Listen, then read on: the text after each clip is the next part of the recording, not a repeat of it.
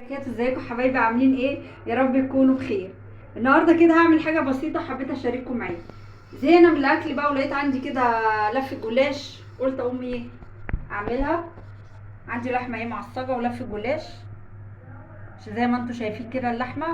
طبعا الفلفل ده اللي هو الالوان الاصفر والاحمر ده انا بحب احطه على اللحمه.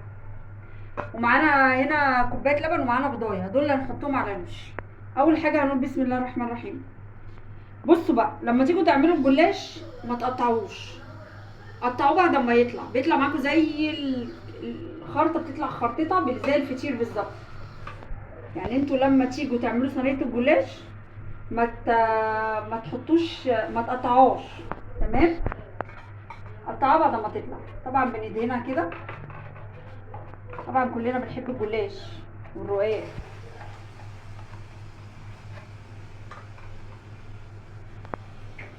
زي ما انتوا شايفين كده، ما تقطعوش الجلاش غير لما يطلع. هترشوا عليه كوبايه اللبن بالبضايه بحبه فلفل اسود، ها، وبعد كده ايه تقطعوه. جربوه كده ما تقطعوش وهو داخل الفرن، وقطعوه بعد ما هيطلع معاكم ايه الخرطه بخرطه زي ما انتوا شايفين كده. نعمل رق تاني،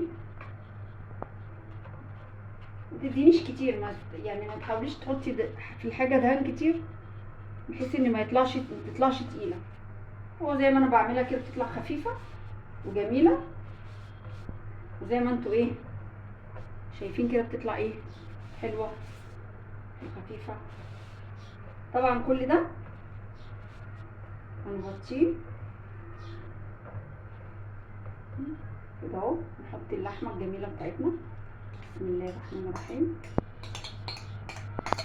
عايزين تعملوها باللحمه اعملوها، عايزين تعملوها بالسجق اعملوها، عايزين تعملوها بالجبنه اعملوها، اللي موجوده عندكم اعملوها. زي ما انتوا شايفين كده هجهزها حبايبي وارجع لكم.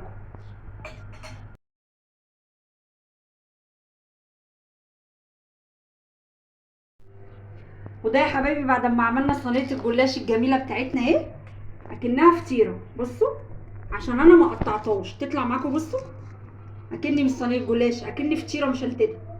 جربوها بالطريقه دي وان شاء الله هتعجبكم. هي سهله جدا. عايزين تعملوها باللحمه، عايزين تعملوها بالسجق، عايزين تعملوها بالجبن، هتطلع معاكم بنفس المنظر ده. يعني انت هترش عليها كوبايه اللبن بالبيضه وما تقطعوش، هتطلع معاكي كده. ولما تيجي تقطعيها هتطلع معاكي الخرطه. متنسوش بقى اللايك الجميل بتاعكم والاشتراك عشان يوصل لكم كل جديد انا بعمله. واشوفكم في يوم جديد مع اكله جديده. مع الف سلامه حبايبي.